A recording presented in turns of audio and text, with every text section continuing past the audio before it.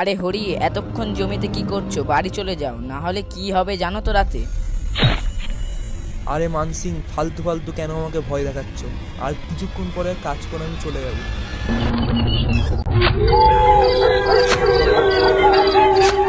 এই যে এত রাত হয়ে গিয়েছে, তাও আপনি এখন এখানে কি করছেন? এত রাতে তুমি এখানে কি করছো? তুমি জানো না এখানে রাতে পিশাচ ঘোরে?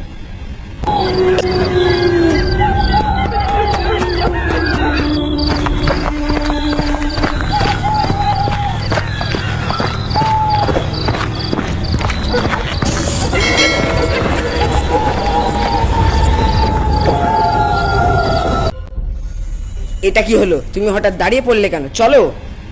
এই সামনে কোন মহিলার লাশ পড়ে আছে? আরে হ্যাঁ, এটা এটা কি? হরি তার পাশেই দেখলো এটা ওরই বউয়ের লাশ। ঘাবড়ে গেল এবং তারপরই দেখলো তার বউ তার পাশেই দাঁড়িয়ে আছে। হরি তার বউয়ের দিকে ছুটে গেল। তখনই সেখানে জোরে দমকে বাতাস বইতে লাগলো। তার বউ তখনই পিশাচিনীতে পরিণত হলো।